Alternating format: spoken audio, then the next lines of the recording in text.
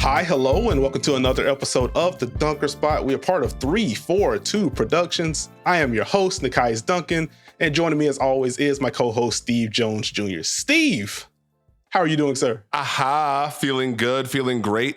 Happy to be here, excited to be here. Thank you, Dunkers, for once again embracing your bounce. Dunker Nation, let's ride. YouTube, hi.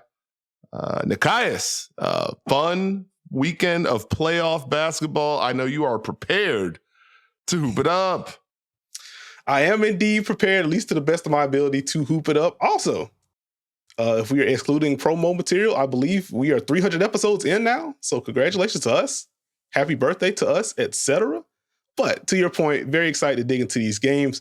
We had some really fun ones. We had some blowouts with some interesting things happening within the blowouts. So we're going to dig in with our game one reactions. Naturally, recording on a Monday, pod's going to be released on Tuesday. So we do have some game twos happening on Monday, which is why those games, we're talking about the game ones towards the back end of the pod. But naturally, we'll have more analysis on them on the second episode this week. But first, before digging into some playoff talk, the award finalists were announced on Sunday afternoon. For most improved player, the award winner is going to be announced on Tuesday. So by the time you hear this, you may have it. Tyrese Maxey, Alperen Sengun, and Kobe White are your finalists for most improved. For the Sixth Man of the Year award, which is going to be announced on Wednesday. Malik Monk, Bobby Portis, and Naz Reid are your finalists. For Clutch Player of the Year, which is going to be announced on Thursday, Stephen Curry, DeMar DeRozan, and Shai Gilgeous-Alexander are your finalists.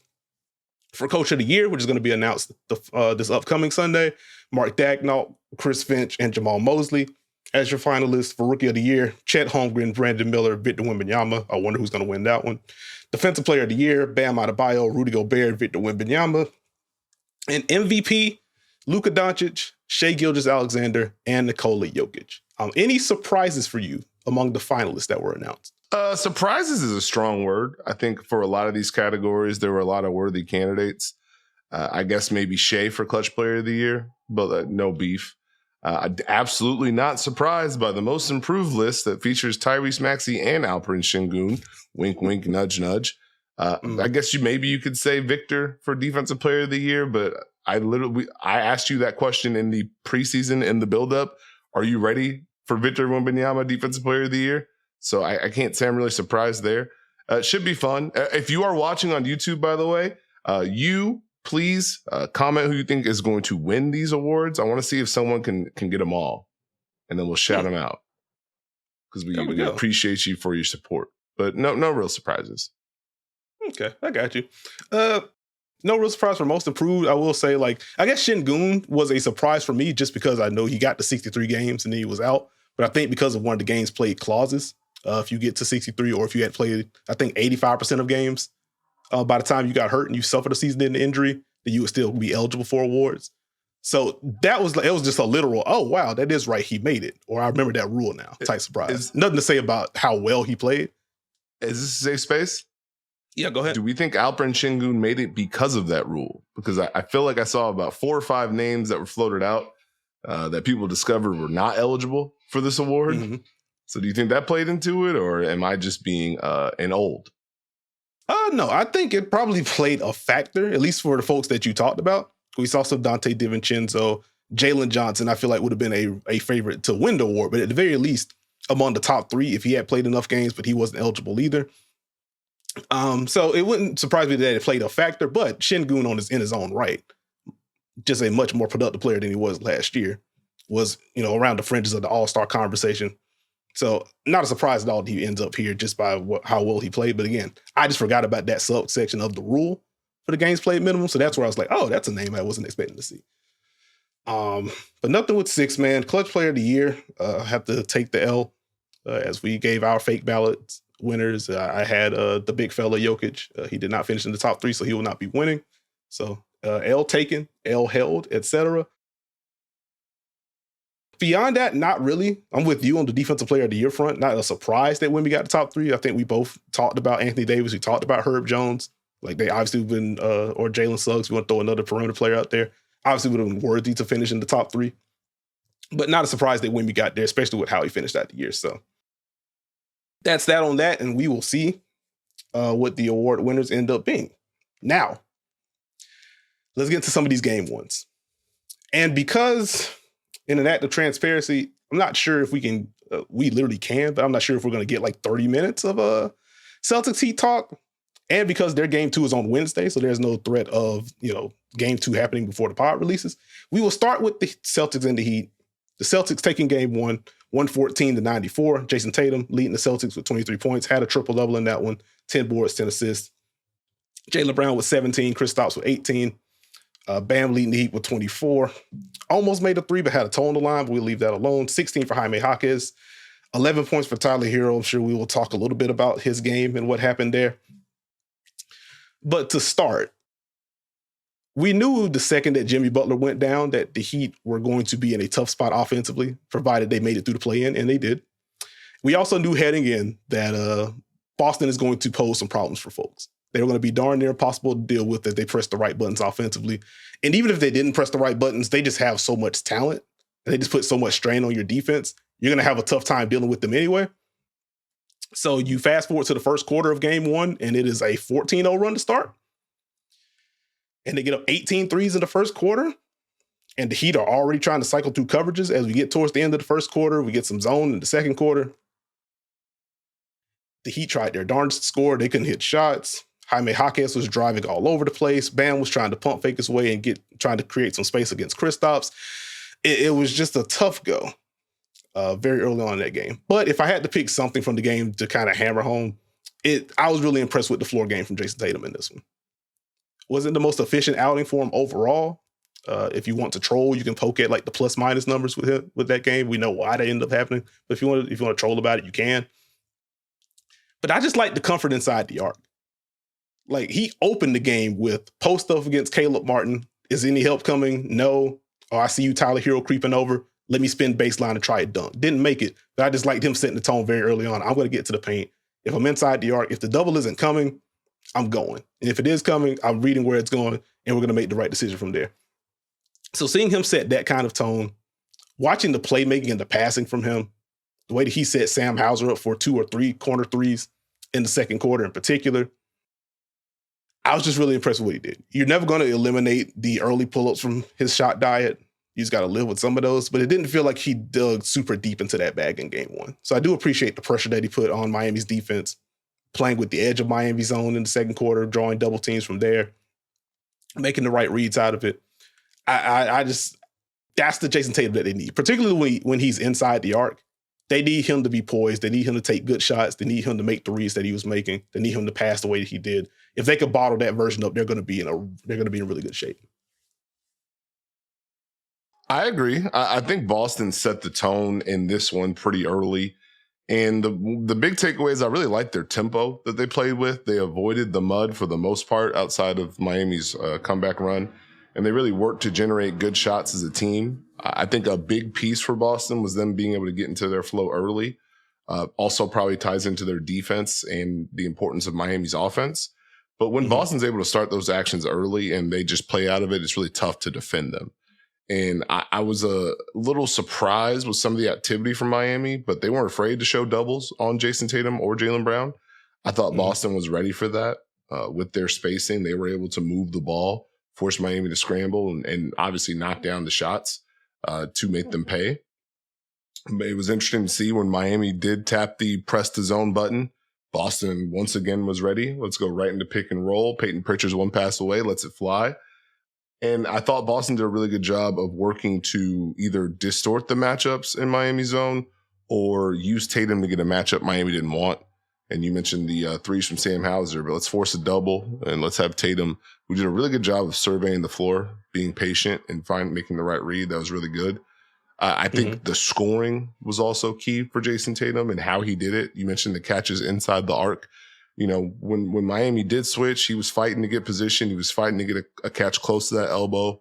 And then he was surveying to see if the help was going to come or if he had time to get to a bucket. And that was key.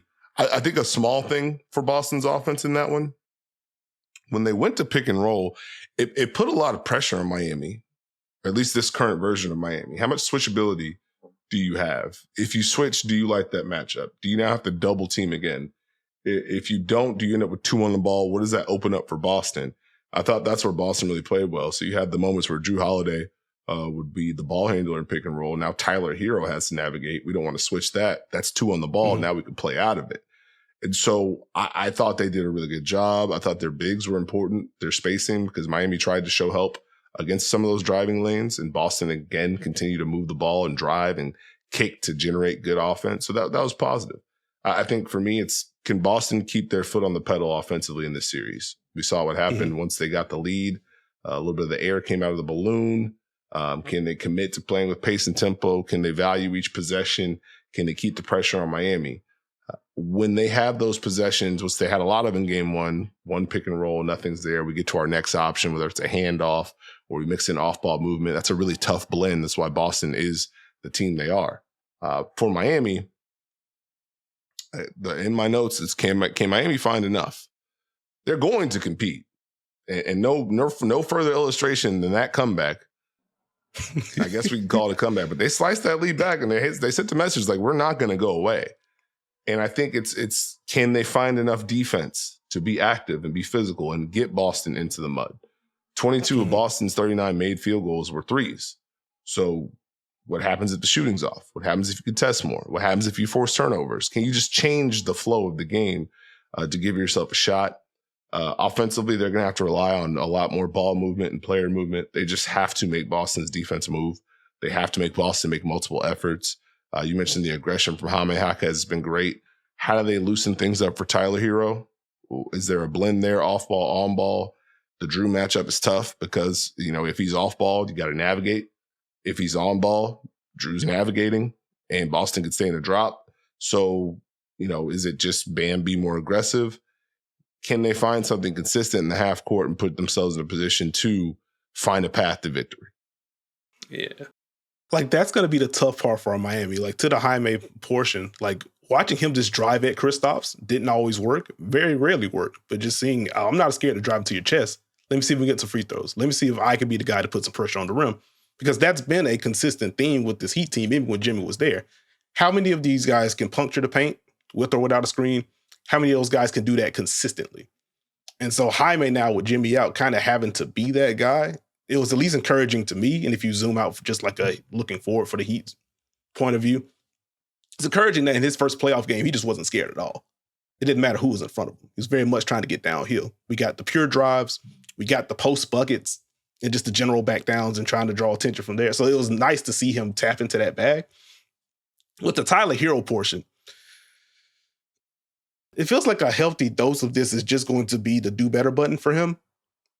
Because what makes Boston so dangerous defensively, even if you wanted to say conceptually, we don't want Drew Holiday on Tyler Hero. Let's run either a pick and roll or let's run him off of something off ball to get a switch and then flow into whatever you want to flow into with Tyler Hero. What's your option? We don't want Drew. Go after Derek White. We don't want him either. Let's go after Jaylen Brown. Let's put Jason Tatum in action. And because Tatum's 6'9" or whatever the case is, you can just switch some of that stuff depending on who else is in the action for him. It's just tough sledding. I think the early offensive attacks, if Miami can get stops, to circle back to what you said about just trying to have enough, I think a large part of it is going to be, one, can we get buckets and set our defense? But on the inverse, can we find something? Do we just live with some of these switches and contest? Miami is not shy about sending help off the strong side corner or just sending help in general. Do we just kind of have to live with some of these drives and trust some of these guys to contest one-on-one and see if that helps us?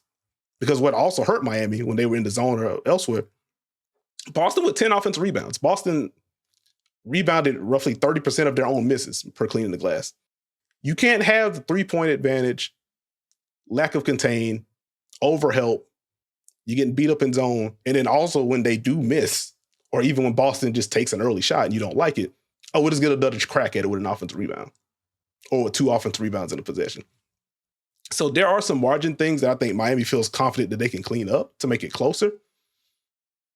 In light of the big comeback that they had in the fourth quarter, you look at that 14-0 start for Boston, it's man, if that's 8-6 instead, does that comeback at least feel a little bit more real? Even if Boston still wins that game, does it feel a little bit more real? Or did we just dig ourselves so deep of a hole that this is cool, but it doesn't matter? And it's more, we saw shots go in, so we got some momentum heading into Wednesday, which very quickly, A Sunday game and then a Wednesday game too. That's a pretty big break. Like the arena scheduling just seems fun. I guess I'll just leave it there. But Nekias, do I have to do my yearly reminder? You don't. The first, the first round is for the weekends. You're not wrong. I know you're not wrong. Yeah, you want the potential to have another weekend of 4 straight games on Saturday and Sunday? This is the cost. This is what you gotta. We've won, but at what cost? So, heck of a game for DeLon Wright. What was it, 17 off the bench for him? He made all of the threes in that fourth quarter. The Heat made, I think, 7 of their first 8 threes in the fourth quarter as Boston took their foot off the gas a little bit. Just kind of sleepwalked through some possessions, and now all of a sudden, wait a minute, this is 14. Excuse me? What's going on here? Look, if Boston can stay out of their own way, they've shown their path to victory. I think if you're Miami, we got to find a way to get defense. We have to find a way to change the type of shots that Boston's generating and make those threes into a tougher variety, and we have to generate our own on the other end. And we got to try and find a way to make this fight. But that's what the playoffs are all about. Playoffs only, baby. That is what it's all about. Indeed. Any closing thoughts or questions that you have about Miami or Boston heading into their game 2, or you want to move to this next one? No, I just delivered my closing thought. Okay, fair enough. Let's get into the Thunder Pelicans game, which, in my opinion, was the best game of the weekend. Not a lot to choose from, considering some of the blowouts that we saw on Sunday, but a 94-92 victory for the Oklahoma City Thunder to take a 1-0 lead. Shai Gilgeous-Alexander with 28 points, 6 boards, and 4 assists. Jalen Williams with 19 points, 7 boards, and 4 assists. Chet Holmgren with a 15-point double-double, grabbed 11 boards, also blocked 5 shots. CJ McCollum with 20 for the Pelicans, 13 and 20 for Jonas Valanciunas, 21 for Trey Murphy III. Heck of a game on both ends of the floor for him. Only 12 for Brandon Ingram, but we will talk about it. My first takeaway, as basic as it is, and I apologize in advance, this is a whole lot of fun. This is just a really fun stylistic clash between these two. Like, someone asked me in the watch party what I was most excited about with this series. I'm like, well, it starts with Shai and Herb Jones. Like, this is an MVP candidate versus one of the best defenders in the sport. I can't wait to see these two duke it out. And that became its own mini battle on both sides. Because naturally, Herb is going to get the Shai assignment. One of the best perimeter defenders in basketball, one of the best screen navigators in basketball. He's going to make things tough. You factor in the rest of the team defense, how the Pelicans want to show help against the Shai drives or the Shai pick and rolls. There's just an inherent cat and mouse game between how we're going to slow down Shai and the Thunder offense. But on the other end, Shai got the Herb matchup, which means Shai had comfort roaming around. I'm going to peel in early if you're trying to go traditional pick and roll with JV rolling or with Larry Nance rolling. It doesn't matter if I'm in the weak side or not. I'm right here in the paint. And I think the stat was the Pelicans generating 15 corner threes in game 1, which is a pretty high number. Just watching New Orleans try to play with that throughout the game, not just with Shai, but in general, wherever the Thunder was showing help and just kind of playing with the weak side, I came away thinking there are absolutely more pathways for the Pelicans to get this done. Not just to make it competitive, but to win some games and maybe win this series. Because they had openings based on how Oklahoma City was defending them. And so, 1, it was fun. 2, there are things for New Orleans to play with OKC's defense. And conversely, Thunder could do the same thing with how the Pelicans like to pre-rotate. So it was just fun watching that back and forth. The last 3.5, 4 minutes of that game was incredible. It was also incredibly stressful. The Thunder just, a 5-minute scoring drought for OKC with missed shots and some uncharacteristic turnovers late. Shai eventually hits a go-ahead bucket. Chet splits some free throws. We get end-of-game possession where CJ McCollum gets, I think, Casey Wallace up in the air, goes up and under from 3 and barely misses it. Swung for the fences there. So really fun finish. But I'm really interested in this half-court battle on both sides. Like, there are some holes to poke at scheme-wise on both ends. And I'm curious to see what kind of adjustments are going to be made heading into game 2. I'm just curious to see what this game 2 looks like. Game 1 was very fun, real hoop, playoff basketball. I will say the old in me, part of the fun. The Pelicans took 9 free throws. The Thunder took 13. Let's hoop. I think it's this is where it gets interesting, to where Was this game one its own game, or was it the opening for a series? To where I imagine, even though one team won, both teams could feel good about what they have. The Pelicans without Zion being able to be in that game despite shooting 38% from the field, 28% from three. Brandon Ingram went 5 of 17. CJ went 9 of 22. Like, they had volume, but they didn't make shots. They left some things on the table. But if you're okay, and you held OKC to under 100, if you're OKC, we didn't play our best game either. 37 made field goals, 21 assists. They needed a whole lot of Shea, a whole lot of Jalen Williams, but we were able to overcome that and find a way to win. So now what does game two look like? What does that feel out process look like? Because now there's no surprise. We know what each team is going to try and do. We don't know what they're trying to exploit based on the information from game one. That's where it gets really fun, because the Pelicans defense really stood out to me in that game. They gave great effort all night. They were active. They were working to contain the drive. They did some really nice things as far as switching on ball and off ball to try and contain what OKC was doing. You mentioned that drought. A lot of that was when they said, hey, we're switching. You have to deal with that. The fun part, if you're the Thunder, is it didn't change who they are. It was important for them to have this playoff experience and maintain their identity and keep working to find what works for them as far as clearing the wings, guard screens, working to get Chet open. The Pelicans on the other side had a really good offensive flow. I think that people were concerned about what the Pelicans could create offensively without Zion Williamson. You got to remember, this is a Pelicans team that worked to have a stronger offensive base, period. And while, yes, they miss Zion, this is a team that can move the ball. They can get to handoffs. They can move move their bodies off ball, and they can generate looks. And so how does OKC react to what the Pelicans did is what I'm thinking about. Do they continue to show the same amount of help? Because that's just who they are defensively. Do they tighten that up a little bit? Can Brandon Ingram, CJ, Trey Murphy knock down the shots to now make OKC's defense react? And maybe we come closer to the level, or maybe we send more help. Does that open more things up for New Orleans? Because I think New Orleans is going to need, obviously, those guys to make shots. They need those shots to turn into playmaking so they can generate more offense.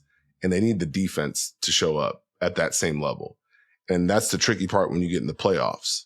I think a lot of times you have a path to victory. One, how many do you have?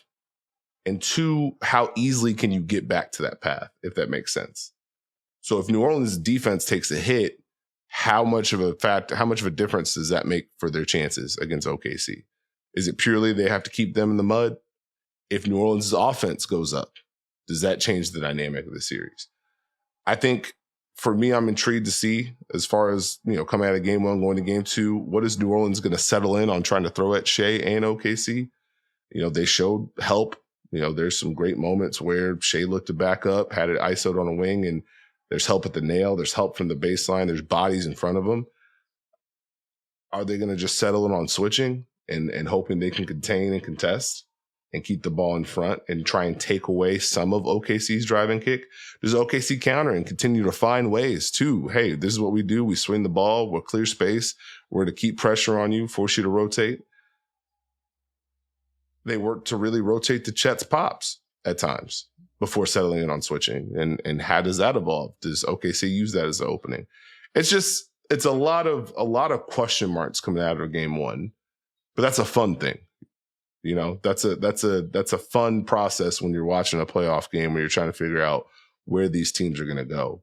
And I think both sides have lineup questions. We can agree.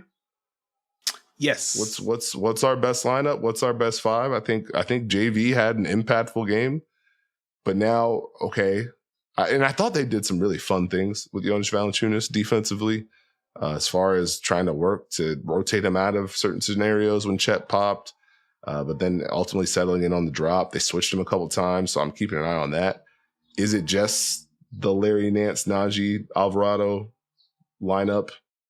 We switch, we fight. Let's see what we can do on the other end. There's a lot of different avenues they can go. For OKC, we could probably name three for sure, probably four. I think Lou Dort would probably be in that four just because of the defense against Brandon Ingram. Who's their fifth in this series? Is it just Case and Wallace? I mean, if we were balling up the last couple of minutes of that game, absolutely. And ultimately, up like that fifth spot, he ended up second in minutes. Josh Giddey started, but only played 19 minutes, 36 seconds. Casey Walls played 18, nearly 19 minutes. Aaron Wiggins with 16. Isaiah Joe with 15. Got 8 minutes from Kenrich Williams. We got 9 minutes from Gordon Hayward. So Casey may end up being leader in the clubhouse based on what we saw game one. I do wonder like how quickly Mark Daigneault makes the decision. Because this is game one of a playoff series and you played 11. That doesn't seem like a normal thing to do, like barring like wild foul trouble or injuries and stuff like that. So to your point, it very much felt like we know we got these four. The rest of this is just going to be who's playing better. We saw Kenrich at the 5. We saw Jalen Williams at the 5. Again, we saw the Gordon Hayward spell. We saw Casey Wallace. We also saw Aaron Wiggins sliding up in there. Josh Giddey came back late, then was out of there. So the good news is that he has a bunch of options. I guess the more neutral part of this is that it doesn't seem firm what it's going to be at right now. So that's what we got the rest of the series for. To the JV portion, though, a small thing, but a season high 29 minutes for JV against OKC. The fact that he held up as well as he did defensively. In the drop, you mentioned the switches. You mentioned some of the fun against Chet's pops. The fact that he did enough offensively with some of the post-ups to where OKC started creeping a little bit more help towards him. If JV can be a legitimate answer to how can we get OKC's defense to rotate more than they want to, because they're comfortable sending doubles. We've talked about this throughout the year. They're comfortable showing help. They have the speed to do it. But if it flips from we're comfortable doing this to dictate terms to we got to send some help or he's going to score and get to the free throw line, that can open up some things. If JV can be part of that answer, if you get more shot making from CJ, which it was fun watching them go to some of those super high ball screens. Let's get Trey Murphy to screen for him. We're going to clear these wings. Y'all just have all the space in the world to operate with. If you can get 2 on the ball there, if Brandon Ingram with the handoffs, if he's starting to get a guy up to the level, if that opens up some playmaking opportunities, those are the pockets that the Pelicans are going to want. But I do think JV, both figuratively and literally, is going to be a central figure to this. If OKC starts to ding him, I do wonder what happens to the rotation there. I did feel good about the Larry Nance minutes overall. It gets dicey if they just need those because he's the only alternative. I hear it. I do want to kind of go back to what you said about the Thunder rotation, right? If there's one team I'm not surprised played 11, it's the Oklahoma City Thunder. And I truly, truly believe that Mark Daigneault just believes in his guys that much. And there was an interesting quote. I forgot who said it. I forgot where I got it from. But it was Mark Daigneault. He said, I'm not a big believer in cutting guys out of a series for no reason. And that stuck with me. And so I think he's going to, because of the way they've played guys throughout the season, based on time, scenario, what they're needing, he'll be able to mix and match. I think that's going to be an interesting thing to watch with OKC going forward. I guess if you're asking final thoughts or questions, Shea and Jalen Williams, they made some big shots. Tough shots. 1-2, get to my spot, I'm letting it go. Mm-hmm. That's not surprising based on what they've done, and especially for Shea, the way that he's built those into counters to where it's not just the drive. Like, watching that game, you saw some of those switches, you saw some of the help, you saw what should be what, quote unquote, the template to where, hey, we'll give these up. And that's fine until he keeps taking them and he keeps making them. That's part of his package. I got you. And then just to very quickly circle back on the corner 3 thing, I think I tossed in an I think. The Pelicans did indeed generate 15 corner threes per clean in the glass. They went 1 of 15 on corner threes in a game that they lost by 2 points. That's hard to do. It's also impressive that they generated that many. Even with some of the baked in that's Herb out there, you can have those. All right, let's dig into the Minnesota Timberwolves and the Phoenix Suns. An exciting game one in that one, especially if you are a Minnesota Timberwolves fan. A 120-95 victory for the Timberwolves. Anthony Edwards with 33 points, 18 of those coming in the third quarter, 9 boards, 6 assists to go along with that. Karl-Anthony Towns with 19, 7, and 4. Rudy Gobert with 14 points and 16 rebounds. Kevin Durant, a very efficient 31 points, 9 of 15 inside the arc, knocked down both of his threes. Bradley Beal with 15, Devin Booker with 18. One, kind of similar to the Oklahoma City-New Orleans game. I had fun watching this one live. But beyond that, what a game from Anthony Edwards. And more specifically, what a third quarter from Anthony Edwards. Because you remember before the series, I said I felt oddly optimistic about the Wolves in the series, in part because I felt like the Ant that we saw during the regular season wasn't going to be the Ant that we saw in the series. 14.3 points per game in the 3 games against Phoenix this year for Ant. I just didn't think he was that. And even with what Phoenix did defensively, with some of the late switches, with some of the 2 on the ball, I felt like he could just perform better against those coverages. There were pockets for him to be aggressive. And buddy, was he aggressive out the gate to the point where he had 4 first quarter turnovers. And 3 of those were a result of, I see help, I'm plowing through it anyway. Or I've driven the ball too deep. I'm going to try to toss this kick out to the corner. Here's Kevin Durant taking the steal here. So you obviously don't want turnovers. You don't want missed shots. But it stood out that Ant was attacking early in more of the set situations. Then you get to just the early transition attacks for Anthony Edwards, trying to get to the basket before Phoenix was able to load up their help. I was really impressed there. And then we get to the third quarter, where Anthony Edwards just gave you whatever you want. We got pull-ups, we got bank shots, we got hard drives, we got up and unders from basically the free throw line against Devin Booker. We got him jawing back and forth with Kevin Durant. I'm going to be thinking about like that short video of those two for a long time. Because like that's just what it's supposed to be about as a basketball fan. I'm the best player on my team. You're the best player on your team, or, second, but 1A, 1B, if you want to do the Booker Durant thing, you get the general point.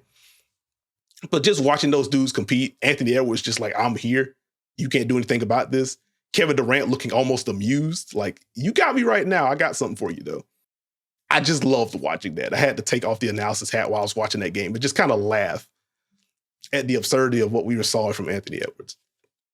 But overall, again, the drive stuck out for Anthony Edwards. I did feel like he made better decisions as the game went on. And I think the early help at the nail in particular, it wasn't as effective as we saw it in the regular season series. And I think some of that was some higher picks being set for Ant to give him a little bit more room to get downhill. So if they did put 2 on the ball, he had more room to kind of string it out, either wait for the big to drop back and go one-on-one or just to get rid of it. I think they were intentional about having Mike Conley in particular one pass away from a lot of those high ball screens. So Grayson Allen, if he had that matchup, he was at the nail, but not really at the nail because he couldn't afford to, because Mike Conley was there as a shooting threat or someone that could just run a secondary ball screen if you need him to. So it did feel like Minnesota tweaked enough with the spacing. And then Anthony Edwards just shut the door in the third quarter, and I had a lot of fun there. On the other side, though, and I feel like I'm talking a lot, so I'll pass it off after this, but I want to be clear that Kevin Durant was good in this basketball game. I do not have like actual KD beef about anything that he did in particular. With him getting the Karl Anthony Towns matchup, I did feel like they left some stuff on the table. It did feel like KD did a lot of his cooking in isolation, both figuratively and literally. It didn't feel like they put enough strain on Cat and overall Minnesota's defense. Now, part of that was naturally Minnesota. They switched some of the 4 or 5 stuff. Even with some of the 2-man pairings you could think of, if it's Bradley Beal or Devin Booker screening for KD and stuff like that, having Jaden McDaniels on Devin Booker and the job that he did obviously plays a large role in what you can get to and overall Phoenix's effectiveness offensively. But if I can give you some quick numbers, Bradley Beal only screened for KD twice in pick and roll. KD only set 8 off-ball screens in the entire game, and only 4 of those came with Cat guarding him. Cat only defended 7 off-ball screens all game, and 4 of those came within the first 2 minutes. And of those 4, I think 2 plus a pick and roll came on the first possession of the game. KD only ran 10 pick and rolls, and only 2 of them came with Cat guarding him. And like, I understand you don't want to just go, hey, here's a matchup. We're just doing this for 48 minutes. There's a flow that you want to establish. You want to make sure everyone's involved. You want to be able to hit a team from all angles, especially a team with a defense as good as Minnesota's. But I feel like there's a balance between just doing that and what kind of happened on Saturday. I felt like there was a better balance to be found. And so my biggest question heading into the game, too, is can they really make Kevin Durant a pressure point to the fullest degree? Because he is because of the skill set. But I think Minnesota is ultimately okay if KD's only taking 2 threes and one of the threes is him taking the ball, bringing it out and taking a contested 3 over Karl Anthony Towns on the right wing. Like, they take that versus here's an off-ball screen. Here we get it to Kevin Durant. The defense is scrambling. There's 2 on the ball. Now we're in rotation. Now we're generating open shots. It didn't feel like there were enough of those in that game 1. Well, let's try and tie all this together, and I'll get back to the Anthony Edwards point. We'll talk about KD and Cat. Part of this, and you ask, can they make him a pressure point? I think you have to go back to that last regular season matchup with Cat guarding Grayson Allen, the different ways that they use Grayson Allen as far as screening to get Cat to switch, being able to put Cat in different scenarios off ball as Grayson Allen being a screener spaced. That's more natural with Grayson Allen than with the KD package. Mm-hmm. And so I do wonder if there will be a shift, because I do think there are some things as far as sets we've seen them run with KD coming off screens, cutting off ball, catching in different areas. The interesting part is if you look at the balance of that game,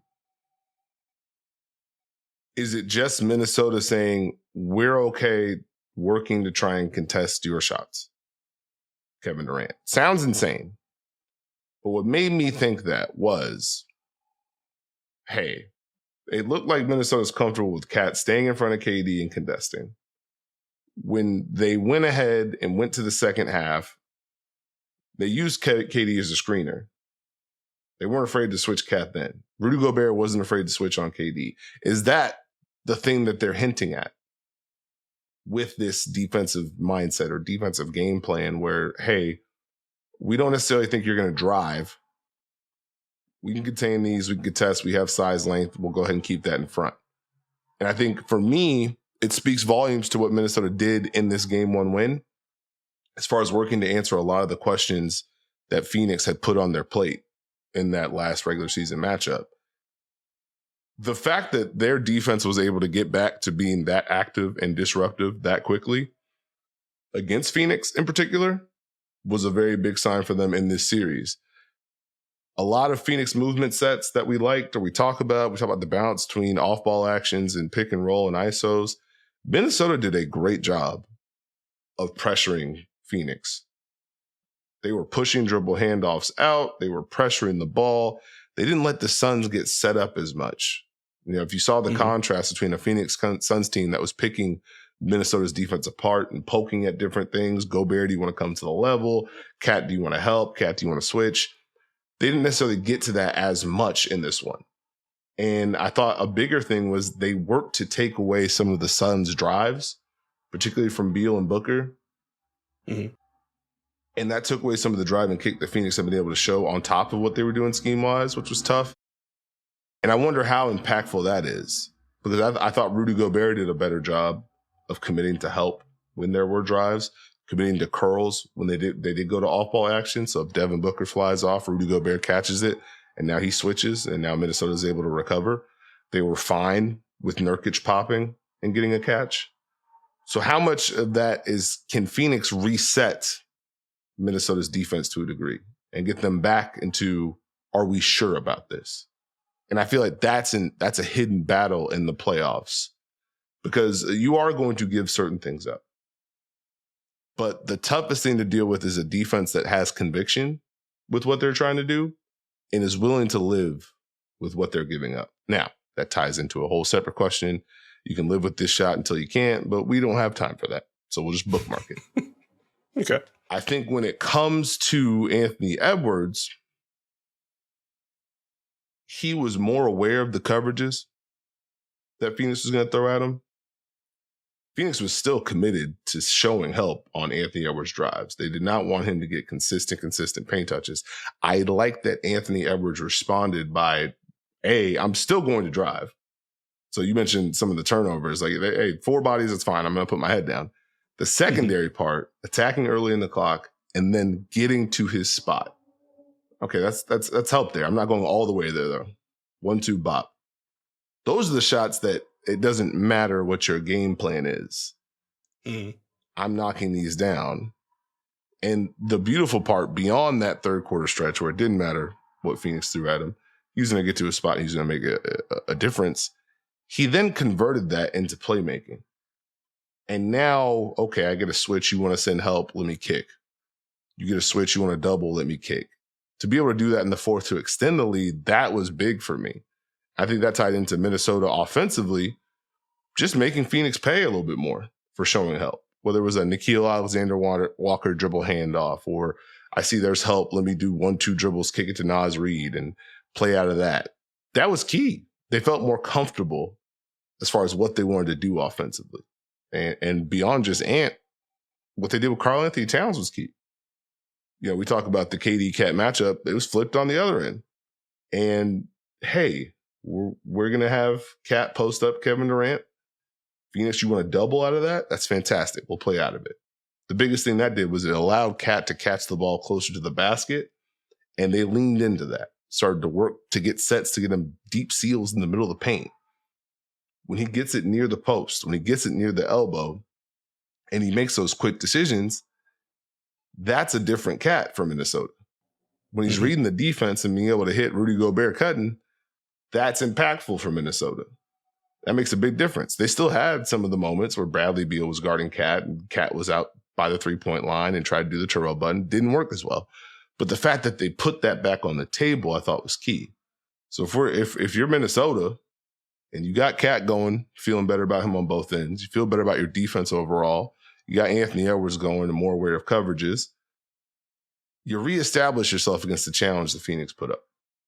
Mm-hmm. That's good stuff. And like just bouncing off of the Cat point in particular, like one, the catches were key. You talked about the double teams, like he hit someone on the cut. He got the and one over KD as well as a scorer. It was just nice seeing him comfortable on the block, but getting those favorable catches on top of that. And then just as I think back on the conversations we've had about Cat and the way that he's been defended in the last couple times we've seen him in the postseason, like it's kind of funny / refreshing for him to be putting someone else in that zone. So we talked about like going back to the Memphis series, but okay, we'll just switch Desmond Bane on you. Have fun. If you score, cool. We're not sending extra help. You do what you need to do.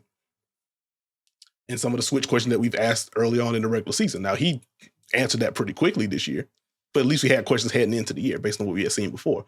And so to head into this one, and it's basically, hey, Cat, just make KD shoot over you. It's Kevin Durant, so he may just make some of these, and that's okay. But just make him contest. We don't want to send two towards Kevin Durant. So like, it's just interesting to see that kind of flip. And I do want, circling back, again, can Phoenix hit the right notes to where Minnesota doesn't feel that comfortable anymore? Even if it's just, we got Cat in foul trouble now. And Cat in foul trouble early on in the game because we have him navigating something. And now we got to do something else. Can they do something to kind of flip the script there? But your point about Anthony Edwards and the playmaking bouncing from there was a very good one. I guess. Yeah. It's what I do. This is true. One's in the chat for Steve. But I do wonder on the KD front, because I was trying to think about it quickly. Is there any way they could flip those matchups to where you don't have KD? Because I do think the best version of KD defensively is him being able to roam. But I don't think you can get to KD as a roamer unless you're putting Nurk on Cat. And that may open up some things in pick and roll. Or if you just go smaller.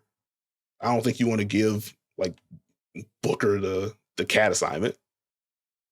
Especially with Devin Booker dealing with Jaden McDaniels on the other end, which I kind of said it briefly early on. I was talking about Ant and stuff. What a job by Jaden McDaniels in game one. That dude is freaking ridiculous defensively. And Devin Booker did not have fun trying to navigate stuff with that dude around, just in his jersey.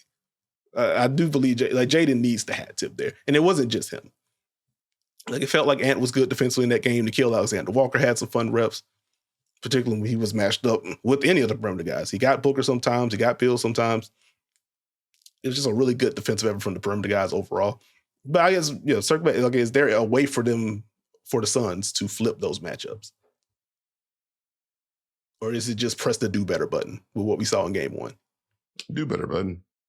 Okay. Also, while we're on Phoenix, I think they went 8. Do you think we see Thad in game 2? Potentially. The Wolves had fun in the Drew Eubanks minutes, to put it kindly. More so just impressed with what Minnesota did. That was just one heck of a game. It was nice to see Ant break out that way. Cat with some crucial plays. Held up enough defensively. Rudy Gobert Rudy Gobert with the strip on KD in isolation was a fun one for the he can't go on the perimeter crowd. You want to just put that one on a loop. But heck of a win for Minnesota. We can move back out east with the Milwaukee Bucks defeating the Indiana Pacers 109-94. The score is a little bit closer to what that game was for most of it. Damian Lillard with a 35-point first half. And honestly, it starts there. One, on a very basic / cliche level, what a way to reintroduce yourself to some folks after an up and down season, getting acclimated to the Bucks, off-court things, whatever. For him to come out with the bang the way he did in game one was, one, it was incredible to watch, but two, very important for this Milwaukee team missing Giannis, and the way that they went about it was interesting. It started with the drives. This is something that I've talked about, something that you've talked about a lot throughout the history of this podcast. The pull-up shooting is easy to point to with Damian Lillard, and he hit some fun ones in the first quarter in particular. But when he gets downhill and puts pressure on your defense, you really don't have an answer for him. One, you just have to contain that dude in space. And with Milwaukee setting the picks the way that they do, we will just have Brook at half court. We will just have Bobby Portis at half court. We'll go with this early drag screen after a miss around the hash. So a little bit lower, but still 30 plus feet from the basket. If you get clipped at all, Dame is either going all the way downhill. If your guy is far back, it is a pull-up. If you're trying too hard to stay attached, now it's just a stop on the brakes. I am drawing a foul on you. And with Damian Lillard kind of establishing himself as a driver first, then the pull-up fun started happening. Indiana was off kilter very early on in that game. I think the great Caitlin Cooper tweeted out, I would imagine with a level of frustration as she did it, hey, they're setting screens at half court and they're fighting over. Dame is dangerous enough with a runway. You don't want to give him extra space because you're trying to earnestly navigate a screen at half court. And now it's Dame versus Miles Turner. It's Dame versus insert big man here. Shoot, there was a missed pull-up three in the second quarter that I was audibly laughing at during the game, where Dame just comes off after a miss on the left wing, just pulls for like 33. And you could just see, I think it was Jalen Smith just looking like, oh, well, surely he's not about to pull this. Here's Dame rising into his form like he's at shoot-around. You have to think about him wherever he is. So it was fun to watch the drives establish themselves, the super high pick and rolls. We've talked about that throughout the year, but to see them kind of blend that stuff in, they got Dame off ball and moving. And once he started getting two on the ball, Milwaukee's able to play well out of that. I will give Indiana credit, and I guess this is going to be probably my biggest question heading into game two on the defensive side for Indiana. They trapped Dame a bunch in the second half of that game. Because I know that 35 points in the first half for Dame, he finished the game with 35 points. And a large part of that was, if you get the ball, you're not going to have it for much longer. We're sending to, y'all got to do something else. So I do wonder how consistently Indiana commits to that. But it was one heck of a mood setter for Dame in that first half.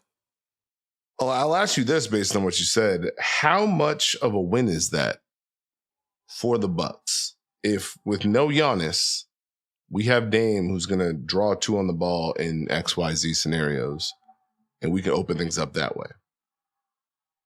It's huge. Because in addition to Giannis just being a very good basketball player, what you miss is his constant pressure on the rim. He draws two. He forces teams to build a wall. And with that inherent help, you have openings elsewhere, and you can play out of that. And so it was worth wondering, okay, what exactly is this going to look like? Because if Dame started the game like 1 of 8, do they send 2 to him? And if they don't, you're relying a lot on Bobby Portis to give you that, which Bobby Portis had a solid game, 15 points, 11 rebounds. You're relying a lot on Chris Middleton's shot creation. He had 23 points, 8 of 10 inside the arc. That's huge. But even with the types of shots that Chris Middleton makes, they're very important, particularly within a playoff setting. He doesn't get the kind of buckets that force you to send 2.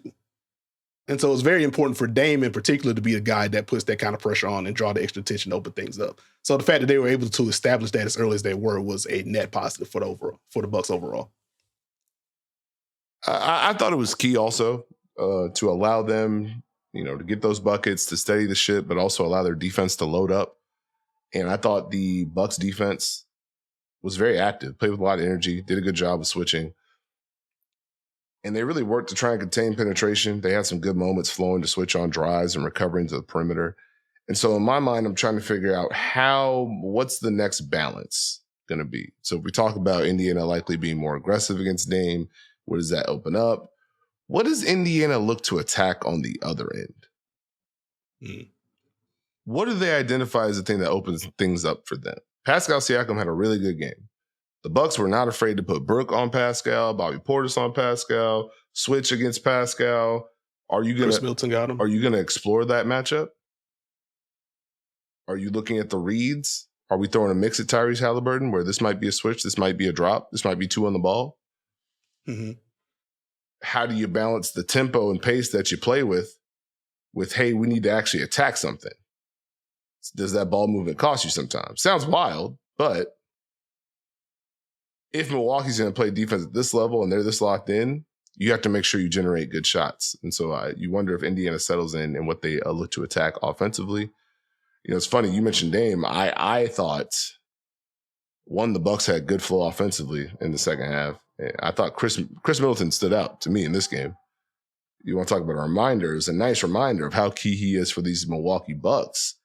And I thought his usage was fun.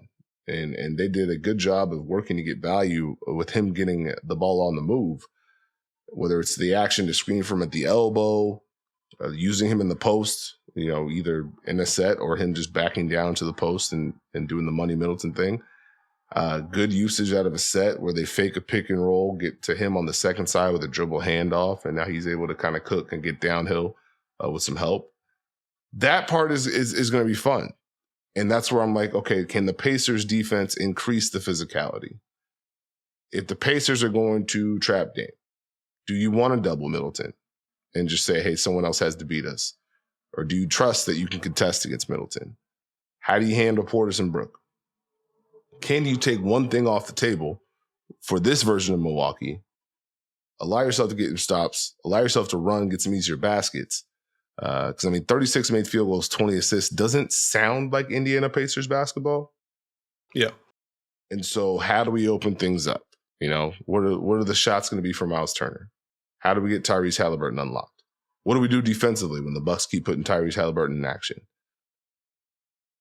Real quick, just on a quick aside, and I'm going to swing the ball right back to you. Okay. I do find it very funny that Rick Carlisle, of all coaches, is getting yelled at for having an all-bench lineup out there. Just want that noted. I see. That is a good bit because, buddy, if you watch those Dallas Maverick teams, this is just kind of what he did. And like we were watching the game, doing the watch party, hop into those if you haven't already. And we got to the end of the first quarter, early second quarter, where Tyrese and Pascal was on the bench. And everyone was just kind of like, wait a minute, why are they doing that? Especially with where the game is right now. So that inspired a search on my end. So, okay, how often have they done this? Because I don't think this is a new thing. And sure enough, it's like 300 plus minutes in the games that both of them appeared in, because naturally they missed some and all that good stuff. But in the games they both played in, like over 300 minutes with those two on the bench together. You look at the total plus minus, it was 0. Just even in the minutes. And I was like, well, and I think it's like a plus 1.5 net rating, if I remember the PvP stats number correctly. It's like, well, this is why Rick Carlisle does it. You empower TJ McConnell, you run around, you let Jalen Smith do stuff and pick and rolls and pick and pops, you let Isaiah Jackson run around. You can rest both of your guys. And if the minutes are literally a dead heat, that's a win. Because you're banking in, we're just going to be much better when Tyrese comes back and or when Pascal comes back. It bit them in game 1, for sure. And so, like, will I be surprised if the rotation is tweaked a little bit in game 2? I won't be. But, like, it wasn't a new phenomenon. And just looking at the numbers of it, it's been fine. Slight positive in terms of net rating, and it was just dead even in terms of the total score. So, like, that part was funny.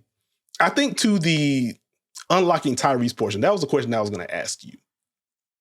Because with them putting Brook on Pascal, like it did open up some things with Brook in the drop. But the most frequent pick and roll partner Tyrese has had has been Miles Turner. Part of that is, Pascal just got there midway through the year. But even going back to last year, like those two just ran a lot of action together. And putting Bobby Portis on Miles Turner just put 2 on the ball on Tyrese, which is a good thing in theory. Let's get Milwaukee scrambling. it put a lot of the spotlight on Miles Turner to make short roll decisions. If he's popping out, how willing is he to take those threes? He was pretty willing in game one. They didn't fall the way that you wanted them to. And in general, if you're rotating behind that, is he willing to put the ball on the deck and make the right pass from there and keep in rotation? So like that's going to be a pretty fun battleground for me in game two. I do wonder what they can unlock for Tyrese off ball. It didn't feel like it was a lot of like Tyrese screening for Pascal in particular. And that's with Pascal having 36 in the game one. Like he got a lot of buckets inside the arc there. But it didn't feel like they pressed that button too often. That is something that I imagine they could go to more of if they want to.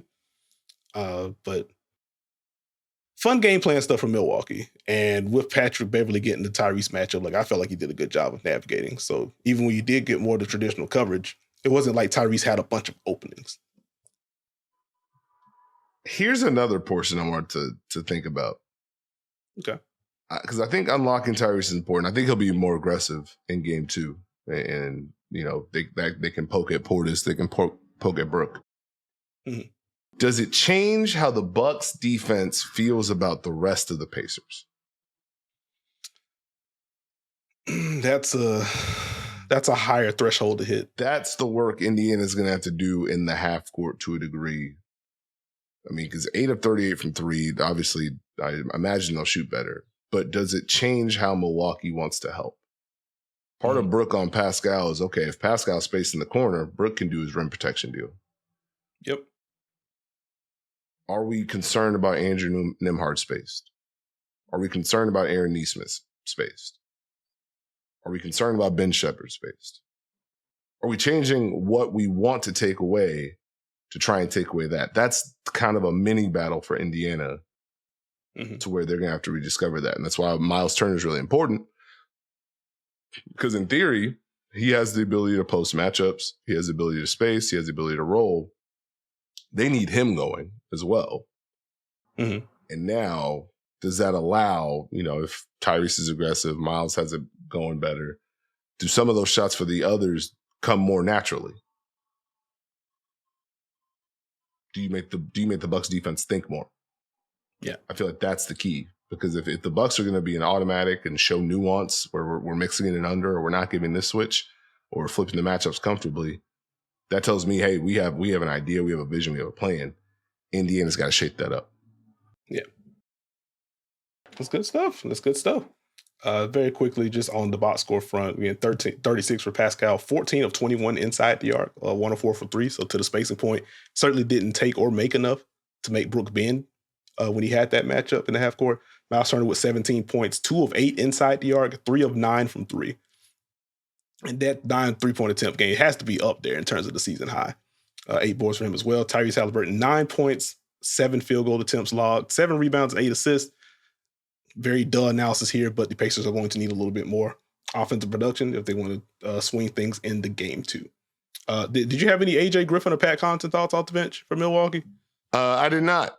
But it's clear that there's some trust there. Yeah. Salute to Jay Crowder. I thought he had some good minutes. That he did. We will see Marjon and Andre at some point. It might be for the herd, but we will see it at some point. Any closing thoughts? No. All right. We will move out west with the Clippers getting a big 109-97 victory over the Dallas Mavericks. Fourth quarter comeback mojo late in that one to chip the score in, but the Clippers set the tone early and didn't really look back. James Harden with 28 points and 8 assists in that one, 22 points, 6 rebounds, and 3 assists for Paul George, 20 points and 15 rebounds for Ivica Zubac. Russell Westbrook with 13, 4 and 4 off the bench. Luka with 33, Kyrie with 31, PJ Washington with 11 points and 7 boards for Dallas. Those were your 3 in double-digit scores for the Dallas Mavericks. The story for me was Zubac. I said a similar thing on the Old Man and 3 Things with JJ. Y'all can check that out after you listen to this. But it starts with Zubac for me as far as the story of this game. Zooming out, the Clippers have just looked different depending on how well Zubac has played. And I think his development offensively and his impact defensively have been key for them all year long. We've seen him improve on the short roll with James Harden and others. He converted a career high 60% of his shots between 3 and 10 feet, so like floater range around that area, getting those push shots and getting those hooks to go. And before he suffered the calf injury back in January, we talked about it on the pod when we were doing some of our early award check-ins. I felt like he was defending at an all-defense level. Like second team all-defense Zubac would not have surprised me at that point. And as I was looking up we did the award thing for Bleacher Report. As I was looking at some of the rim protection stats, it was a nice reminder. Guess who was number 1 in field goal percentage allowed at the rim? Minimum of 250 attempts defended. Ivica Zubac. Under 50% with him challenging stuff at the rim, just to give you a snapshot of how good and impactful he's been at the rim. So naturally, he's just been important all year. So for him to have the game one that he did, to establish himself as a scoring threat first, like 6 points in about 5 minutes doesn't sound like much, but the way that he went about it, putting Daniel Gafford underneath the basket twice with hook shots, a James Harden drive into a dump off for Zubac with a little push shot in the left corner, getting that to go. And then defensively, watching him in the drop, watching the switches, which we've talked about quite often. You've poked that, hey, when Luka sees Zubac, he's going right at him. And he did try. But just watching the scheme nuance from Zubac felt like the bigger story for the Clippers to me defensively. With Luka and ball screens, we are in a drop. We're going to play this 2-on-2 if we can. Or we'll switch it and we'll show some help wherever we can. They got some guys on the floor that we don't care about shooting. We're going to switch this. If Kyrie has the ball, we are putting you at the level, big fella. We do not want Kyrie turning the corner. We don't want you getting comfortable. And that just felt like a fun game within the game, and watching how the Mavericks navigated that and watching the Mavericks counter in the second half. Okay, if this is what you're doing with Zubac, how about we just go double pick and roll? How about we use a guard as a screener? Let's see how you defend this. Luka was able to get some drives in the second half. Kyrie was able to find some stuff in the second half. So we'll see how that evolves in game 2. But it was just a really productive game for Zubac. It was fun to key in on him defensively just because of the scheme nuance we saw with him. I was just really impressed.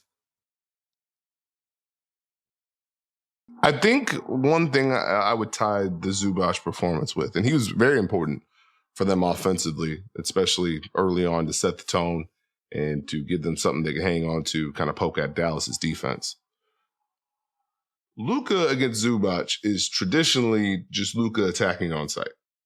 And it was interesting because at the start, we're going to give you the deep drop. And Luka was like, fine, I'll shoot a layup. And then, hey, we're going to give you a switch. And Luka was like, well, fine. I'll either attack one-on-one or I get to the step back. What makes that impactful is, one, the Clippers being willing to mix it. Mm-hmm. And two, Dallas didn't make them pay. And I'm trying not to go all over the place, but think about this, right? 31 of 80 from the field, Nekias in game 1. Mm-hmm. Kyrie, 10 of 18. Luka, 11 of 26. That's 21 of the 31 made field goals right there. PJ Washington, 4 of 10. Not a math major. That's 25, right? Yeah. Of the 31 made field goals right there. Dallas has to find a way to make the Los Angeles Clippers pay, whether it's drop, whether it's switch, whether it's switch and double, which they did sprinkle in, by the way. I will note that real quick. I don't want to stop the Zubac train, but they did show that switch and double real quick. Just one possession I remember in the first half when Luka looked like he was going to have it going. They went switch and double. Just keep that in the back pocket. That's fair. But no matter the scheme, this is the battle for the Dallas Mavericks in the playoffs. They have to have guys make defenses pay. And if you watch the Clippers, PJ Washington had a couple nice drives, but we're okay closing out to you. Derrick Jones, we're okay closing out to you. Maxi Kleber, Dante Exum, we're okay closing out to you. They have to now flip that into making the Clippers pay and making them think a little bit. And that opens things up, or that sustains things. Because Luka's going to get the coverage, and if he gets hot, they're going to have to change the coverage. That's just how it is. That's how it goes. But if they're able to play drop, mix in Terrence Mann being active, Zubac protecting late, live with some of those buckets because we're just going to make it tough on you, that gets tricky. If Luka makes the adjustments, combined with what Kyrie did in the second half, because you mentioned 2 on the ball against Kyrie. First half, he was moving it, getting off it quick. Second half, he said, hey, I'll split. Let me turn the corner. Let's get Kyrie off ball and get him downhill. Mm-hmm. And so this is very much in an offensive series for Dallas in the aspect that we just need to score to set up our defense. And so what does that look like in game 2? Is it Luka playing better and now the Clippers have to adjust? Is it Kyrie continuing this momentum? Is it those two working to now make the Clippers do something? Is it who's going to make the Clippers pay and make them change how they view things? Because that's going to be the biggest part. Those two can probably play better. They will play better. Will it change how the Clippers guard? Mm-hmm.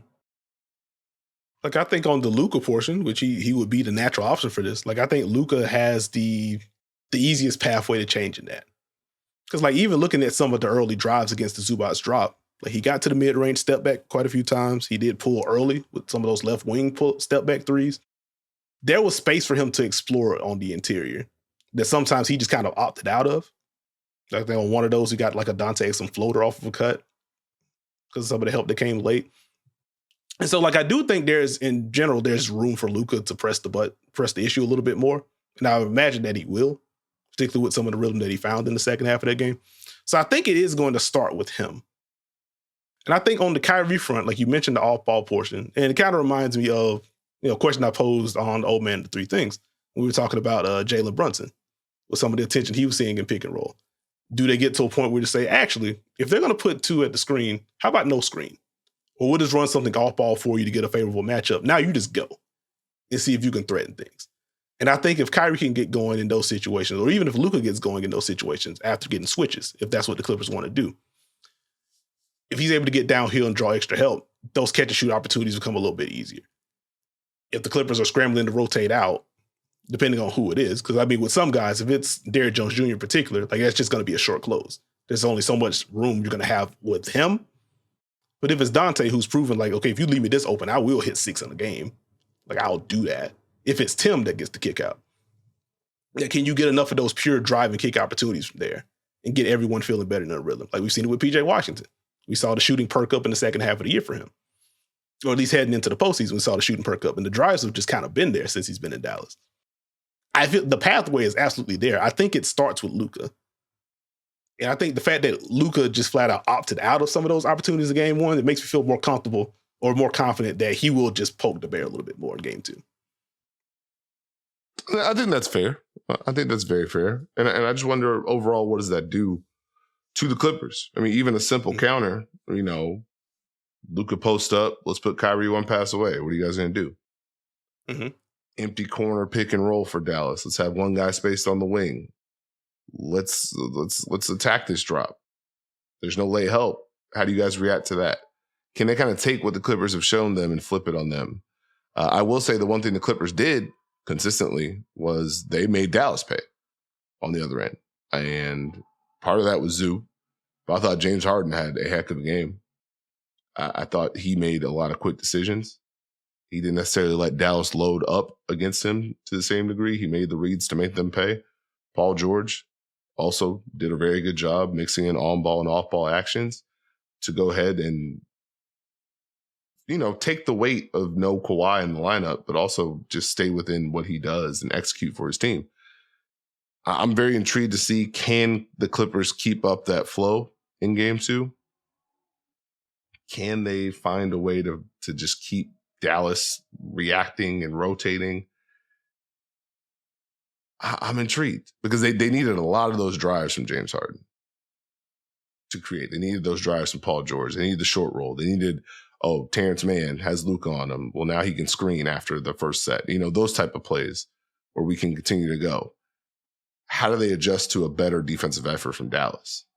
If you get the better defensive effort from Dallas, that could use the Dallas transition attack, which quiet as kept. They were good in transition in game 1. It didn't matter because of some of the early shot making that we saw from the Clippers, but they were able to find some stuff. And as we talked about with the Clippers throughout the year, the Clippers have not had the best transition defense in the world. Like, even when they had that 26-5 stretch, they were still a bad transition defense during that stretch. Teams ran often. They also scored efficiently. So that could be something that could flip on the margins, if that even counts as a margin thing, because that's been baked into the Clipper formula for so long. And I'd say the only other thing I would say is that I do wonder what happens to the offense if James Harden doesn't hit these specific notes that he hit towards the end of the first quarter. I think him being able to poke at, okay, Luka, you come here, let me get some comfort with this step back. And now we get to more traditional pick and roll. I can now sprinkle in these floaters, or at the very least, you're paying attention to me now. So here's some kicks opening up here. If that goes away at all, what does that do for Dallas? Well, or how does that alter like the decision making we see from James? And does that make it easier for Dallas to put some stops together? Well, I thought one good thing the Clippers did, Dallas tried to go with the full court pressure against James Harden. The Clippers went ahead and set that high screen almost in the backcourt at times, which A, allowed James to get some space, and B, allowed James to get the switch against Luka, get to the drive, get to the step back. So I think for me, it's about how can we get him high on the floor and attacking downhill, and where does that open up? So, I mean, is it just, hey, Norman Powell, we need you? Hey, Russ, we need you. Like, what does it look like there? But I think it's a fair point. You know, if you're Dallas, can we keep Paul George and James Harden, you know, in this adjacent area shooting-wise, handle Zubac? We score better. What's it look like? Now we can have court more. Yeah. So it should be fun. It should be fun. If we do not have any other closing thoughts or questions, we can move back out east. The Cleveland Cavaliers getting a game one victory over the Orlando Magic, 97-83. Donovan Mitchell with 30 points. Jared Allen with 16 and 18 and a pair of steals. Evan Mobley with 16 points and 11 rebounds with 3 blocks. Paolo Banchero in his playoff debut, 24 points, 7 rebounds, 5 assists, though he did have 9 turnovers in game one. Franz Wagner with 18 points and 7 boards. Jalen Suggs with 13 points, though he did not do so efficiently. It's 2 things for me as far as the big picture stuff. One, if we're going to go with the fun portion first, and we've talked a lot about tone setting with some of these game ones with specific players or just teams in general with their games plans. Evan Mobley was a big tone setter for me in game one. And one of the questions that we both kind of had was, how decisive will he be? What will he do with space or when spaced? It's less that Evan Mobley hit threes in the first half and more that he didn't hesitate. Because you could see as he took those, oh, here's a ball screen. Evan Mobley spaced on the opposite side. We don't care. We're taking away the paint touch. We know how often y'all want to. We know y'all want to get downhill. We know your guards want to get comfortable. We know you want to hit the short roll. We know you want to finish down there. If that's Evan Mobley, we don't care. We're taking that away. For Evan to take those shots without any hesitation at all was huge for me. I just felt like whenever he did get short roll opportunities, he nailed it. The jumpers were there, and defensively, he was up for the challenge against Paolo Banchero. Paolo did not have fun trying to navigate all that length. And like, it was funny thinking about some of the regular season matchups where Paolo would run a ball screen, get a switch on Jared Allen. Let me see if I can move you real quick. Or just an isolation against Evan Mobley. Okay, you're still long, you're really good defensively. Let me just get into your chest and move you a little bit. And now I can get to this short jumper or get into the step back. That comfort just wasn't there to the same degree in game one on first viewing. So I just loved Evan Mobley being up for the challenge defensively. And it felt like the defense even perked up in the second half, especially once he actually got to protect things at the rim and got to rotate down and muck things up in the paint. I really enjoyed watching Evan Mobley on both ends. And then with Orlando, Cleveland's a really good defense. So you start there. Boy, did they leave some stuff on the table in game one. Like, we talked about some of the guard screening during the watch party during that game and how early they were slipping out of some of the stuff, how poor the contact was on some of the guard screens. The three-point shooting was non-existent to a degree that even is unfair for Orlando. Like, we knew heading in, they haven't been a good three-point shooting team all year long. We did see an uptick in the second half of the year, but it's still, they weren't elite level. If you're only going to get a handful, like, I don't know what you do with that. Franz got open ones. Jalen got open ones. Markelle Fultz did not intend to take threes when he was spaced. And that was part of, Cleveland playing with the help there. Like, okay, if you're spaced one pass away from this action here, we just don't care. Kick it to him, see what he does.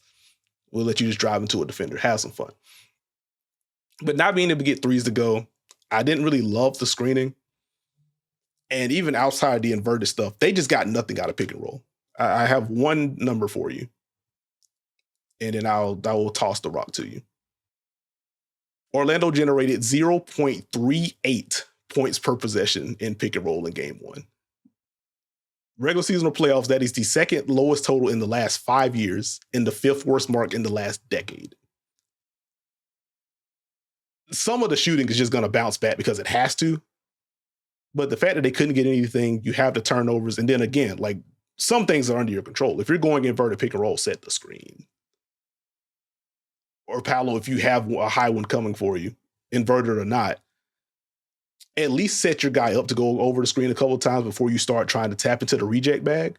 Like give yourself a chance to make Cleveland's defense bend a little bit. So these are things that can be cleaned up in game 2. So I'm not pressing the big red button on them, but the offense was bad and they left things on the table, in my opinion. This is one that's going to be interesting to see how Orlando reacts. It's funny you mentioned the threes because I feel like both teams only made 8.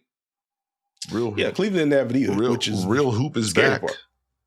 Real hoop is back. I think when it comes, Cleveland set the tone defensively. They were active, they were physical, and they reminded people of the identity that Cleveland had built this team on over this 2-year run on that end of the floor. The effort was there. They mixed in unders. They contained the drive. They flowed to take away plays. Orlando was working to cut. It's something they're very good at. I had concerns about how Cleveland would react to it. They were able to rotate behind it. Cleveland handled that. Being able to have Mobley on Paolo, but also have George Niang on Paolo gave you a dynamic where we can mix in unders. We can contain and contest. We could also throw some doubles and throw some different help at you so you don't get a clean look. I think the biggest thing, if we're talking strictly Orlando on offense, they are going to have to work to find the gaps. They need a better tempo on offense. They have to put more pressure on Cleveland's defense to sustain it. They have to make quicker decisions. It can't be pass and hold. They can be comfortable playing late in the clock. That's totally fine. But they are going to have to find a way to make Cleveland react a little bit more. And I think what's interesting is just the shots that Cleveland was willing to give up. It was pretty clear. And so if it's not going to be the 3-point line that scares them, how do we get a blend? What kind of drives can we get? Can we put pressure on Garland and Mitchell to defend on that end in different ways? You can't let Cleveland load up to the degree that the Orlando Magic let Cleveland load up. Yeah. And it's not just Paolo. It has to be a whole team effort. If they're not going to make quick decisions, well, there's one big in the lineup, where there's two bigs in the lineup, Cleveland's going to handle, the off-ball actions that Orlando likes to run for the first few seconds of the clock. Can you get a drive after that? Can you beat someone off the bounce? Are you forcing a closeout? That's where it gets interesting. And the one thing Orlando can't do, they can't get hesitant. Put it that way. Yeah, and that's where, again, like there was a glaring example on the left wing for Markelle Fultz in particular on the hesitant part. But you're absolutely right. Like, there are going to be some inherent gaps just because of some of the spacing that you're seeing, or just some of the space that Cleveland's going to give some of those guys. You got to attack that.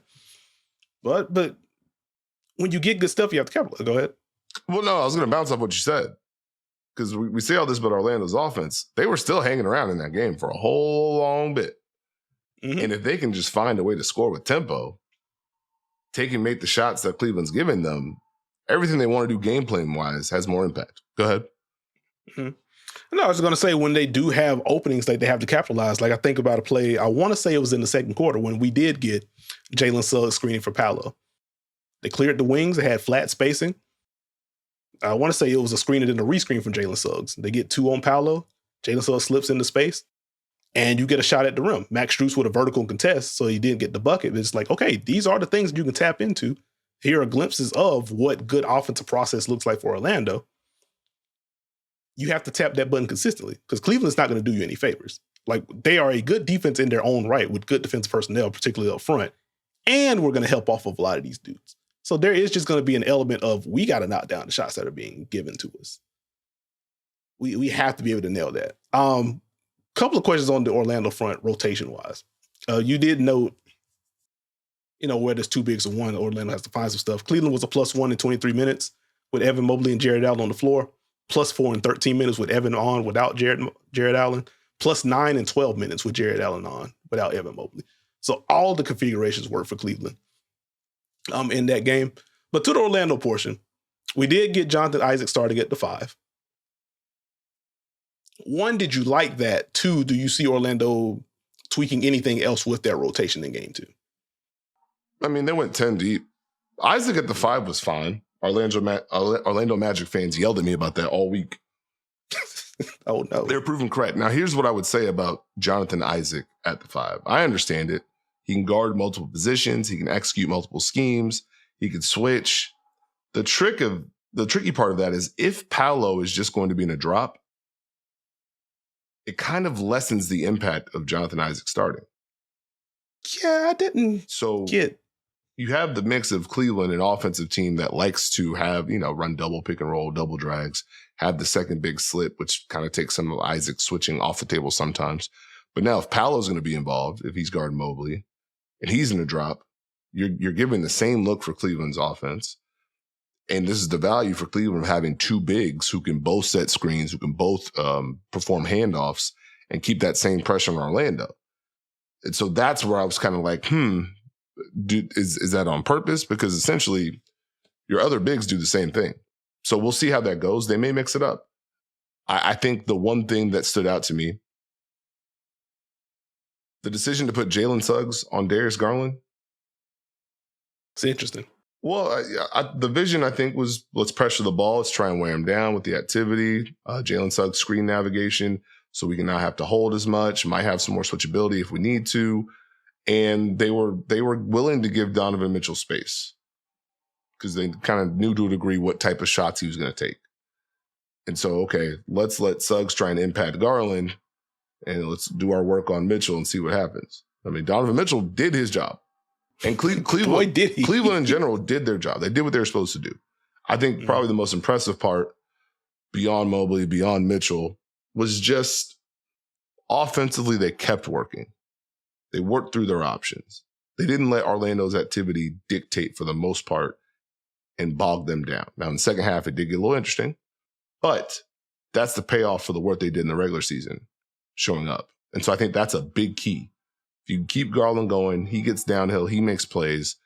No matter how physical Orlando is, you keep moving the ball, you keep moving your bodies, you keep working to make them sustain. That's where I think Cleveland gives themselves a good chance. And they're going to need to keep doing that because I don't imagine Orlando to play this bad offensively again. So can they continue to trust it in a matchup that's a little bit tougher? Do we see more late switches that impact Darius Garland's drive? And now we see the reasoning of Jonathan Isaac being on the floor because he can defend Garland. And now you want to hand off to Mitchell. Now Isaac takes that matchup. That's where it gets interesting. I thought that second half showed a window into game 2. I got you. And see, this is why you're the best. My question was going to be, do you feel like Garland and or more so Mitchell, but did either one of them do enough to where Orlando reconsiders having Suggs on Garland? Or do you think they just keep that the same in game 2? I mean, I would imagine they keep it the same.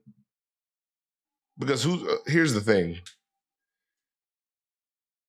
What you don't want to have happen is Donovan Mitchell does the Donovan Mitchell thing with Suggs navigating, and Garland is also getting loose.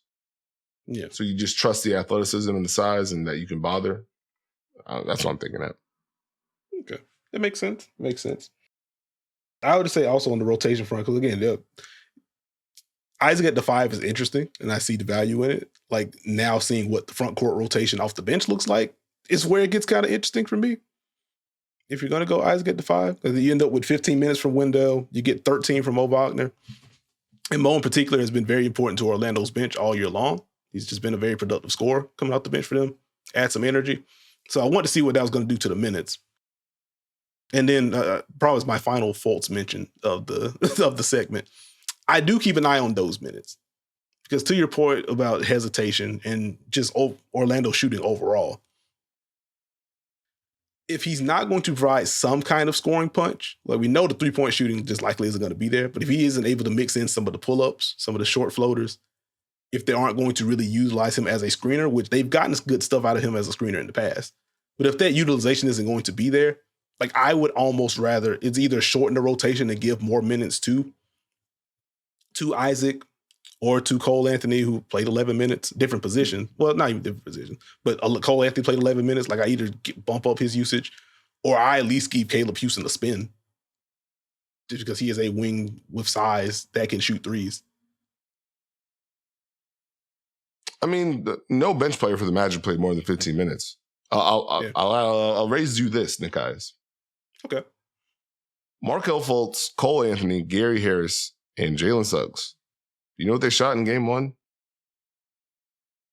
I saw the math in the tweet early this morning. It's bad. I'm trying to make sure I get my math correct. Sorry. Well, I have the box score pulled up as well. Gary Harris, Jalen Suggs. 33, is that right? 33, yeah. That is difficult to do. So I would say who brought the offensive punch? And what the heck is that smell?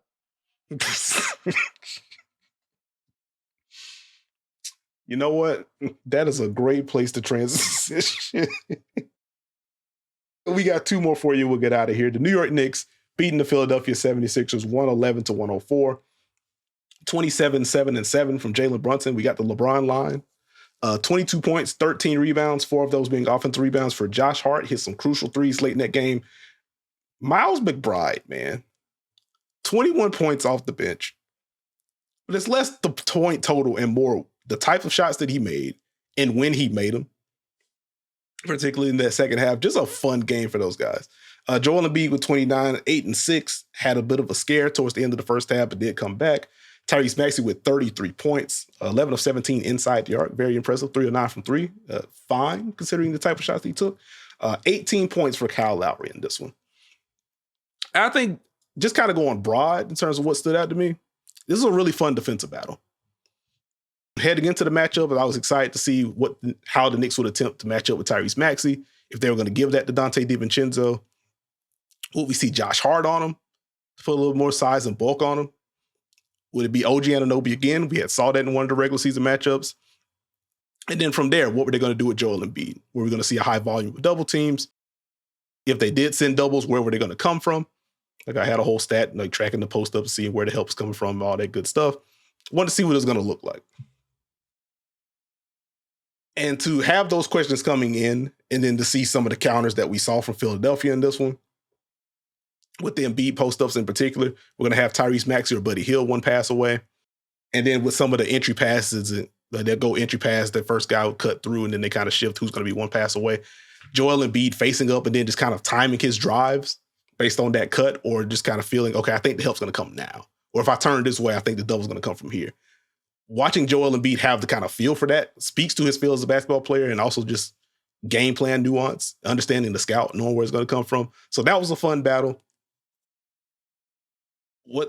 Throwing different bodies at Tyrese Maxey to try to make him uncomfortable, the way the Sixers tried to counter with Maxey and the way he got the ball. And on the flip side, Jalen Brunson, we talked about this on the Old Man, the 3 things, started with Embiid at the level, throwing a bunch of length on Jalen Brunson, the off-ball usage for him. Let's force some switches and then flow into action from there. I just had a lot of fun watching Nick Nurse and Tom Thibodeau, if that counts as like an off-the-wall take about this game. But like it just felt like a really fun defensive battle between those two coaches, trying to scheme their stars open.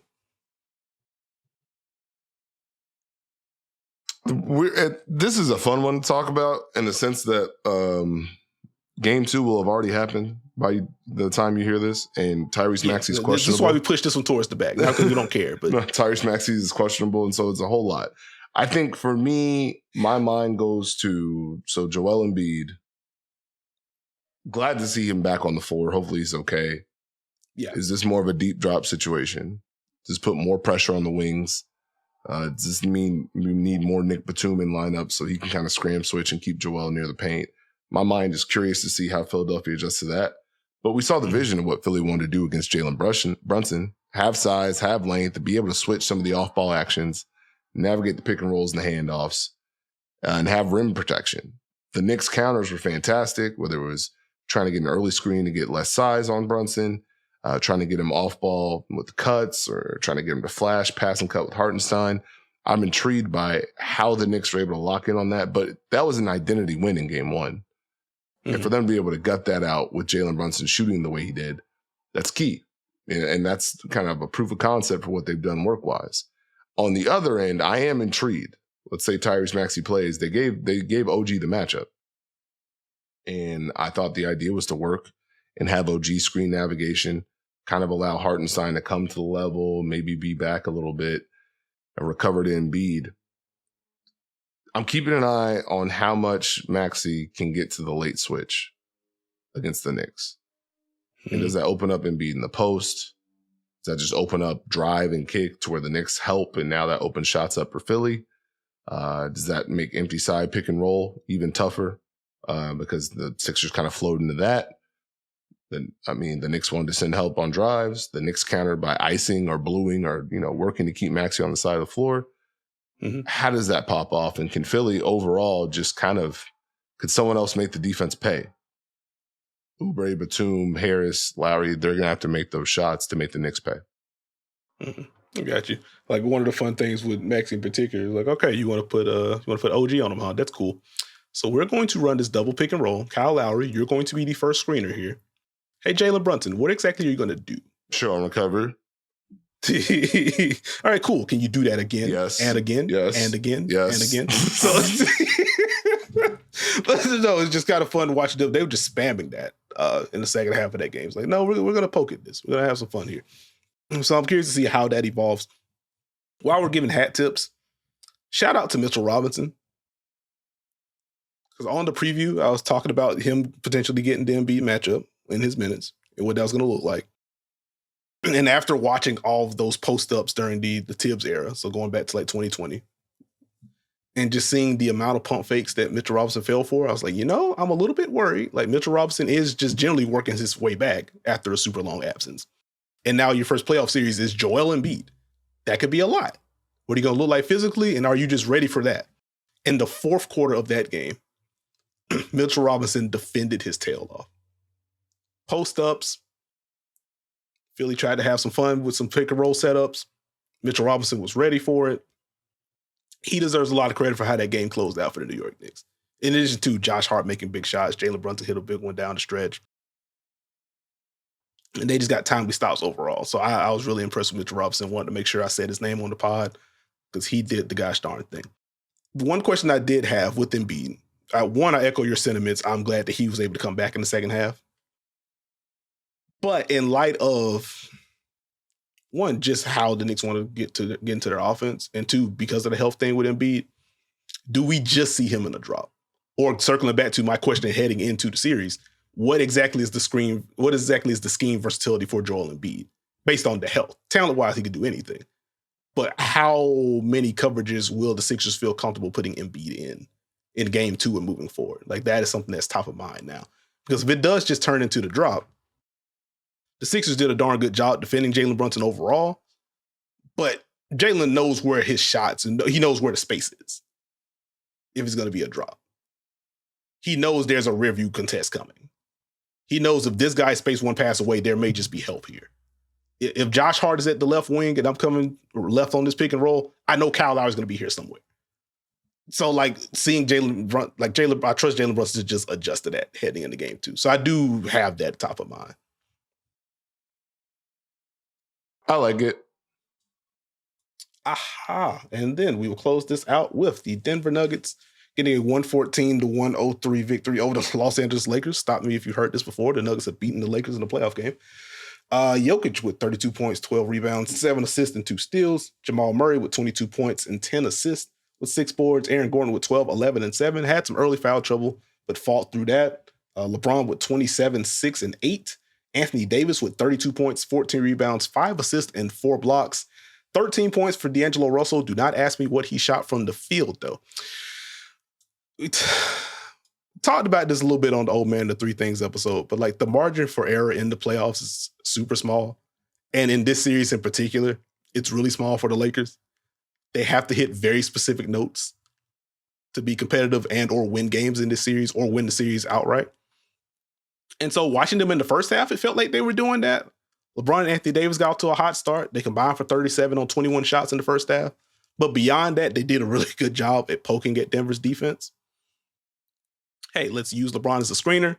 Let's get into some handoff stuff with Anthony Davis as the hub. Let's see if we can get Jokic up to the level. If so, let's play out of that. Let's get some early transition attacks. Let's get some early transition pick and rolls. Let's see if we can get out of that. And defensively, throwing a lot of different things at Jokic in particular. and trying their best to bother Jamal Murray. And their grand prize was a 3-point lead at the half. It's like, okay, you're doing your thing. This is still very much within reach. And then we get to midway through the third quarter where Denver goes on their run and takes the lead and really doesn't look back. I know I mentioned it on the other pod, but I still have the Taurean Prince play just burned in my brain. That's a very loud example of you better hit these notes. You better quell these runs. You better rise up to the occasion or you are in trouble.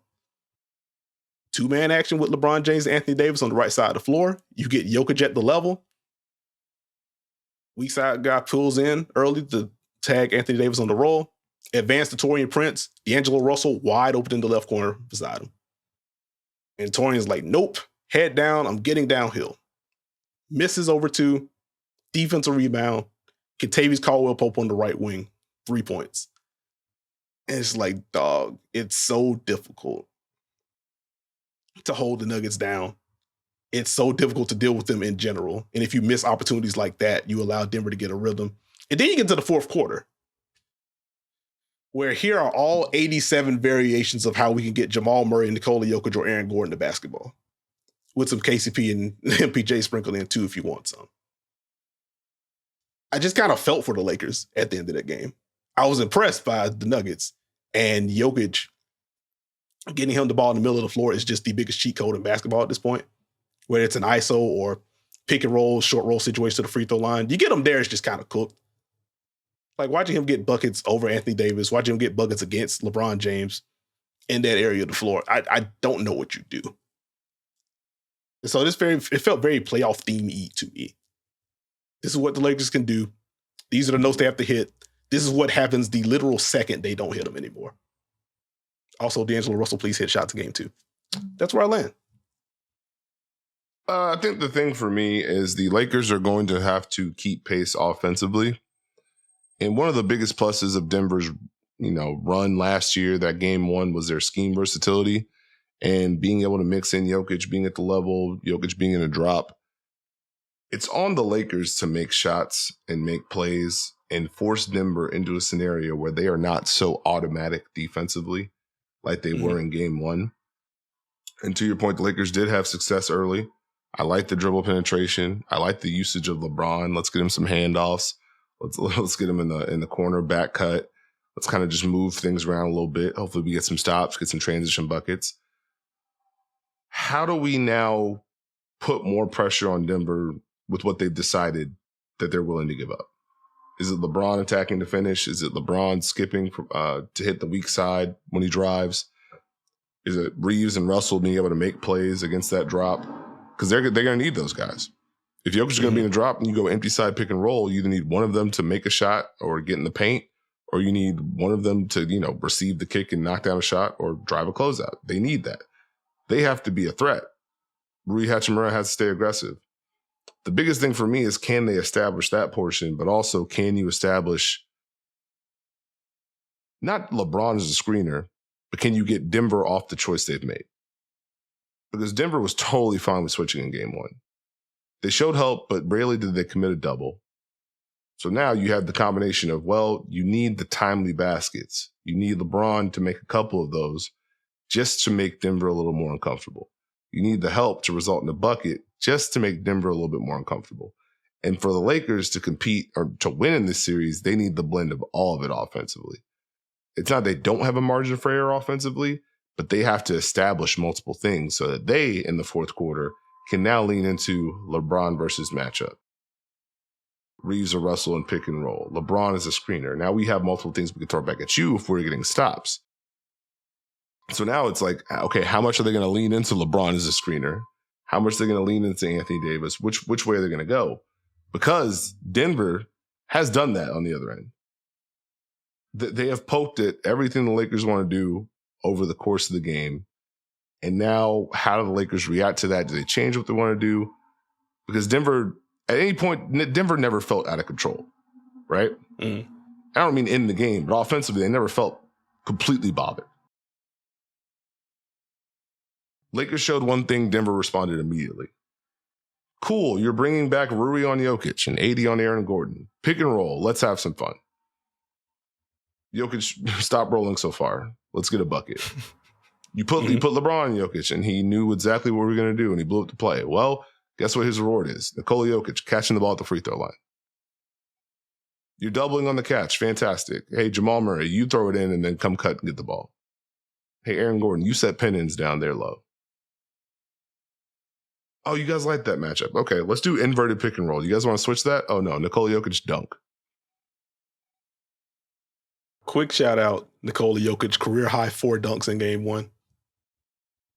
Just one of my favorite things of the entire season. Nah, and then, you know, they keep that pressure on you. And then late in games, now it's Jokic Murray pick and roll. Is it empty side? Is it middle?